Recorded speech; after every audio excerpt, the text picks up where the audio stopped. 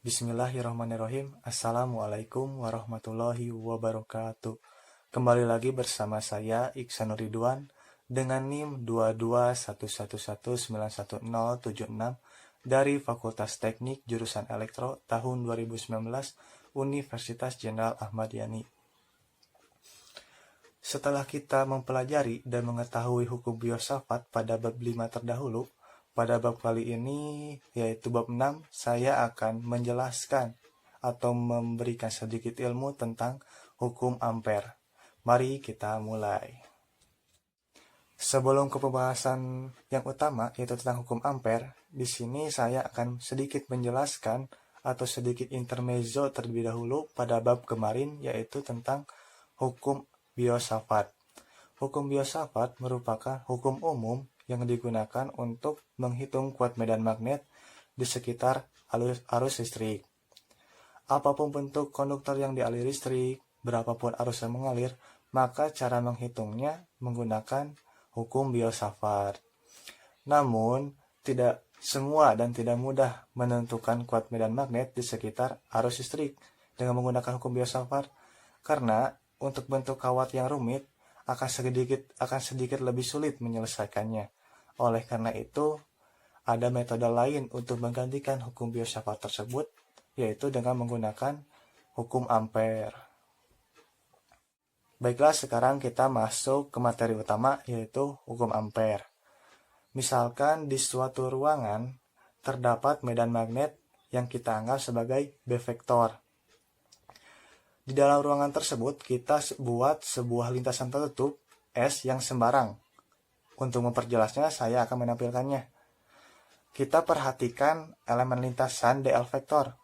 Anggap saja kuat medan magnet pada elemen tersebut adalah B vektor. Maka integral perkalian antara B vektor dan dl vektor memenuhi persamaan sebagai berikut. Integral S B vektor kali dl vektor sama dengan mu0 kali sigma i, di mana sigma i ini adalah jumlah total arus yang dilingkupi S. Dan tanda integral ini menyatakan bahwa integral harus dikerjakan pada lintasan tertutup. Dan persamaan ini juga dikenal dengan nama hukum Ampere dalam bentuk integral.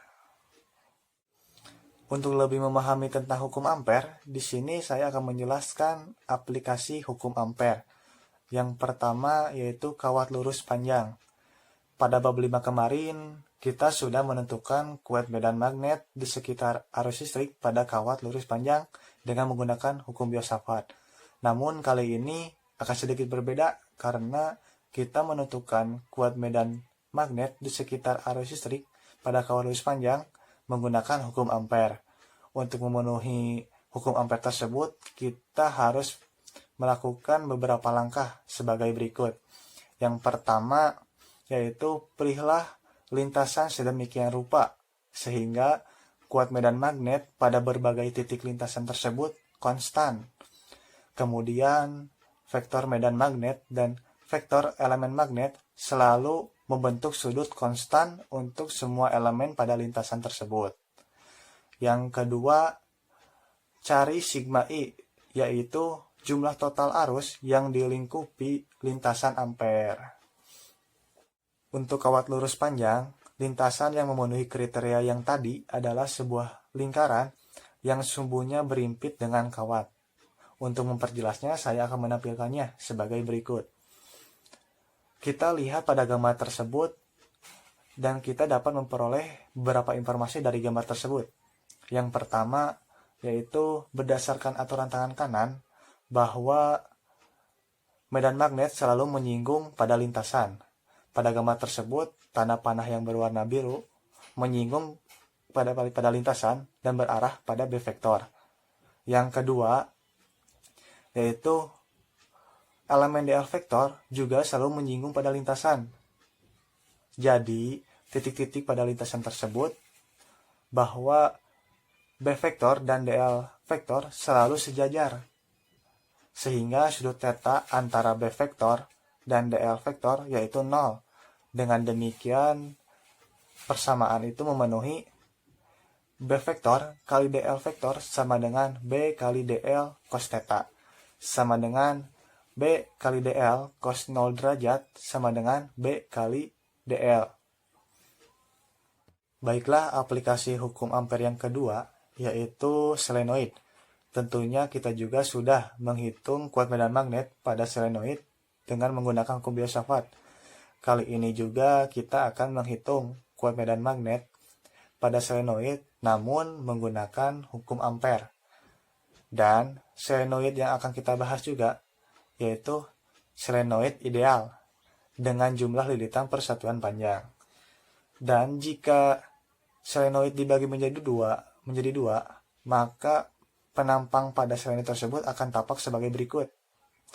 Pada gambar ini menunjukkan bahwa lintasan ampere yang terjadi pada selenoid tersebut. Untuk menentukan kuat medan magnet pada selenoid, kita harus membuat lintasan ampere seperti pada gambar yang tadi. Lintasan tersebut berbentuk segi 4, maka integral pada lintasan ampere tersebut harus dibagi menjadi 4 dan memenuhi persamaan sebagai berikut, yaitu integral S B vektor kali dl vektor sama dengan integral 1 B vektor kali dl vektor ditambah integral 2 B vektor kali dl vektor ditambah integral 3 B vektor kali dl vektor ditambah integral 4 B vektor kali dl vektor. Mari kita lihat pada tiap-tiap suku integral. Lintasan yang pertama, kuat medan magnetnya 0 karena berada di luar selenoid, sehingga persamaannya pun sebagai berikut. Lintasan yang kedua, pada lintasan ini, potongan yang pertama berada di luar selenoid, sehingga medan magnetnya 0. Sedangkan potongan yang keduanya berada di dalam selenoid, sehingga medan magnetnya tegak lurus pada lintasan, sehingga persamaannya juga sebagai berikut. Lintasan ketiga, pada lintasan ini, karena B vektor dan dl vektor sejajar, maka sudut theta antara B vektor dan dl vektor sama dengan 0. Maka persamaannya juga sebagai berikut. Pada lintasan yang keempat, yang terakhir, pada lintasan yang keempat ini karena sama dengan lintasan yang kedua, maka hasilnya pun 0. Maka persamaannya juga sebagai berikut. Dengan demikian, integral pada lintasan tertutup ini adalah integral S sama dengan B vektor kali dl vektor sama dengan 0 tambah 0 tambah BL tambah 0 sama dengan BL. Aplikasi hukum Ampere yang ketiga yaitu toroid. Misalkan jumlah lilitan persatuan panjang pada toroid adalah N kecil, maka arus yang mengalir pada toroid tersebut adalah I besar. Oleh karena itu, untuk menentukan kuat medan magnet pada rongga toroid, yaitu kita harus membuat lintasan ampere yang berbentuk lingkaran yang melalui rongga toroid tersebut, seperti pada gambar ini. Pada gambar ini, karena jumlah lilitan yang dilingkupi lintasan ampere adalah N besar, maka arus yang mengalir pada lintasan ini adalah sigma I sama dengan N kali I sama dengan 2pi kali R besar kali N kecil kali I. Aplikasi hukum Ampere yang keempat yaitu plat tak berhingga. Kita akan menghitung kuat medan magnet di sekitar plat yang sangat lebar yang dialiri arus listrik, seperti pada gambar pertama yang ini. Pada gambar yang ini, ada tanda panah yaitu menyatakan bahwa itu adalah arah arus listrik. Misalkan kerapatan arus persatuan lebar plat adalah J besar ampere per meter, maka kita akan menentukan kuat medan magnetnya pada jarak A tegak lurus plat. Setelah itu, kita akan membuat lintasan ampere yang berbentuk persegi 4, seperti pada gambar yang kedua ini. Pada gambar kedua ini, tidak jauh beda dengan gambar pertama, cuma pada gambar yang kedua hanya menambahkan sebuah lintasan ampernya saja di tengah-tengah plat tersebut. Pada gambar yang kedua ini juga kita akan menentukan kuat medan magnet pada plat yang dialiri arus menggunakan aturan tangan kanan, di mana arah jempol menandakan arus yang mengalir dan 4 jari yang dilekukan menandakan mengikuti arah medan magnet. Di sini kita dapat menyimpulkan bahwa arah medan magnet memiliki arah yang sejajar plat dan tegak lurus arah aliran arus. Pada elemen lintasan ampere pada gambar yang kedua tadi menyebabkan satu, pada lintasan ampere yang pertama dan ketiga arah medan magnet sejajar dengan arah elemen lintasan. 2, pada elemen lintasan 2 dan 4 arah medan magnet tegak lurus dengan arah elemen lintasan. Sehingga integral ampere pada lintasan tertutup ini memenuhi persamaan integral S B vektor kali DL vektor sama dengan integral 1 B vektor kali DL vektor tambah integral 2 B vektor kali DL vektor ditambah integral 3 B vektor kali DL vektor ditambah integral 4 B vektor kali DL vektor.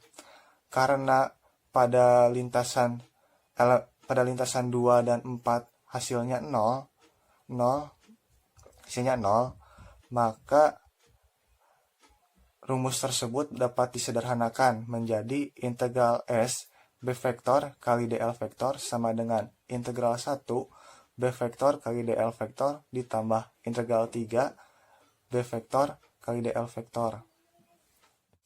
Kenapa pada rumus yang disederhanakan ini hanya lintasan 1 dan 3 aja yang dibawa, yang ada? Karena seperti yang saya sebutkan tadi, bahwa lintasan 2 dan 4 itu hasilnya 0, sehingga pada rumus ini tidak dicantumkan seperti itu. Sekian video dari saya, semoga apa yang saya sampaikan bermanfaat, dan mohon maaf apabila ada salah kata dan ada kata yang kurang dimengerti. Saya mohon maaf sebesar-besarnya. Dan saya mengucapkan selamat menunaikan ibadah puasa 1441 Hijriah.